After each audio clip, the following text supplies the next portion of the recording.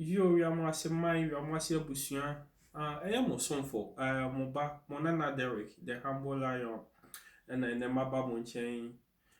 Eddie Kaino, Mechia will be our baby, I will be our Afe, Mefa Quenya way, so nothing. Material Masi for Munina Mwasi, or a Quenya Cassia Modia Mayina saying, Yena Yamwa Yamwasi.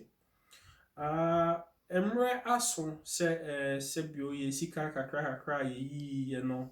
ayede ɛho akonta ebebre yen na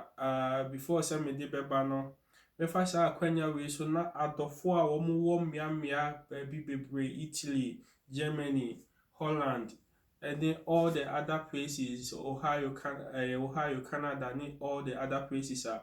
omu gina ya na mu no mo boa ma ye gigiska no be fa sa akwanya we so na mada won ase wo adwumason ene adwuma kese a omo ye eboa ema sa skagigi ekoso afi medawi amasefo mu nyina so ase ankrankra musika amu yi na se ya yamase ebefa ne ntuma pa efura enokwa yaye bebre na ne aka no ene dɔɔso na mebidim sɛ yɛkɔ anim no ne ebeboa amadwuma a yɛdie no mo anya mu nkranhyɛ ene arohyɛ mu ɛyɛ sɛ emre ne mra no yɛdi esikasɛm de yɛyusu de yɛagyegye de yɛkɔ n'anim no ne nyinaa ho akonta ebebrɛ mo enu nti na ɛyɛ me fɛ yɛ me dɛ sɛ enanwumre ene dai me di yɛsika asɛm ɛyɛ 2018-2019 na yɛ 2D vision 2020 no ɛho enkonta ebebrɛ yɛn sɛ de etie abusuafo ansana meko manim no meka sɛ yɛsika no ɛkwan a yɛfa so agyegye mefa so akyerɛ mu kakra ɛkwan a yɛfa so a yɛgyegye yɛsika no sɛ de munim no enipa bebree tuatua no wɔ meamea na mutua ma adɔfo a wɔn wɔ meamea a wɔn gyegye ma yɛn na yɛne wɔn yɛ akonta ne wie a na yɛ send this no direct to Ghana wɔn asefo adɔfo bebree in fact obi ahwɛ ɔdɔ obi aso a yɛdi sika bɛma na kɔ Ghana biara no yɛnya problem biara wɔ ho da wɔn de kodu Ghana na wɔn asesa na wɔn de akɔ to ɔkɔmfo anɔkye yɛ bank no na afei wɔn show receipt akyerɛ yɛn UK ha nso deɛ ba ha no yɛde kɔto UK accounts mu anytime bi a yɛbɛbu akontawi a yɛhia sika no yɛ issue check ma obi na yɛtua sika no ato kɔmfo anɔkye accounts mu ɛwɔ Ghana enti no sika ɛba biara no ne nyinaa kɔ kɔmfo anɔkye rural bank ɛna deɛ ɛba UK nso kɔ UK bank ba ne nyinaa finally no ɛkɔ kɔmfo anɔkye rural bank a sika no ne nyinaa no ɛkɔ kɔmfo anɔkye enti no yɛpɛ sɛ munya that arrange mu no na sɛ biribi kyerɛ obi adwene a mo atimi ehun baabi a yɛsika sɛm no ɛfa afei sɛ yɛhia bi free bank hɔnom so a ɛkɔ executives na executive approve a ansa na ɛkɔ financial management team na financial management team no a issue authority ama building team a mpempen wɔn na ɛdi dwuma ɛwɔ yɛ dan no ho no yɛde ama wɔn de akɔ akɔdi dwuma enti no saa na yɛsika sɛm no ɛteɛ me comment mu no na meka sɛ afe 2018-2019 yɛsika a yɛgyegye yɛ no a yɛto din vision 2020 no UK pounds ɔhema sika no yɛnya 10,248 emu 10,248 no yɛyusu emu 200 pounds ye coupons a yɛde yɛɛ no ana envelope a yɛde kɔgyegye sika wɔ abɔnten no yɛyusu de bɔɔ ho bra enti no ewi akyire no yɛkonya 10,048 na estimated equivalent in cedis no na 62,297.60 Ghana cedis yɛkɔ US dollars a yɛnya 22,574.29 ɛno mu no yɛyi 646 ɛde bɔ yɛn envelopes ne ho bra vision 2020 envelopes ne ho bra enti yɛwi akyire no Yekonya $21,928.29 Estimated equivalent in cedis no yekonya 114,024.11 Ghana cedis. Oba euro na European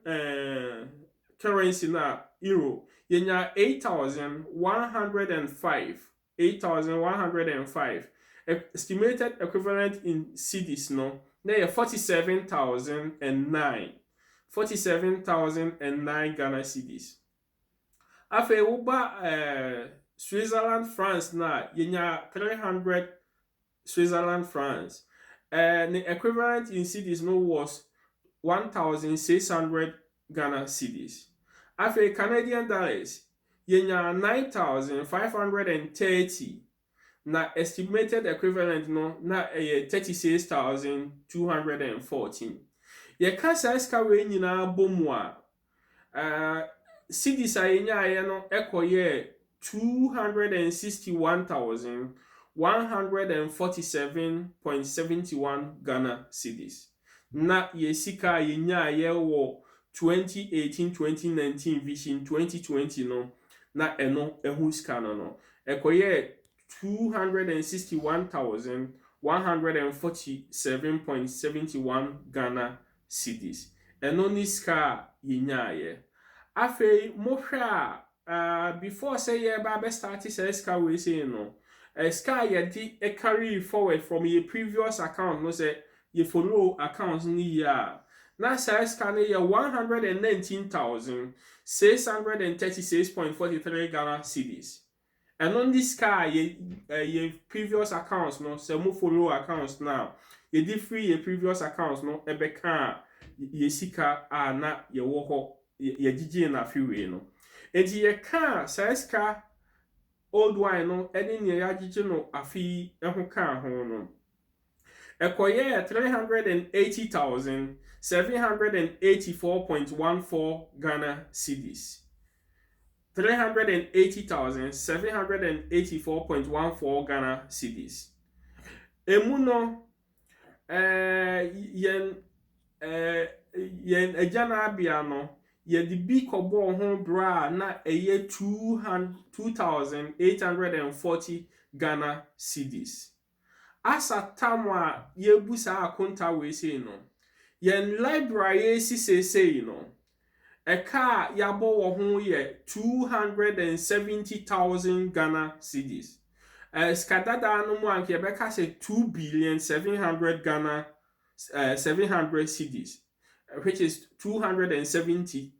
Ghana cedis. And you know wo hwe the total amount ye use wo ye sika no mu a 272,840 Ghana cedis. Ye kwati free ska yenya ye ni nyina mu a ska yenya sese ya ye expect se ye benya na meka ni se differences kakra bebam na ni nyina no eba a kire ni ye bu akonta bia ye bema mu ahu because of the exchange rate no. And you know sese ye sika ye wo ewo ho no no 107,944.44 Ghana cedis. Eno ni ska yewo ewo honom 107,944.44 Ghana cedis. Meka na meka kire mu se abusua kire wo bobra na anu yeye no eno ho akonta enka we ho. We ye de gigi ya ansa na ye be start abusua kire obobre no ye koya anim no ewo honom a obi wo honom na dada no onyantua ai obetimi abetua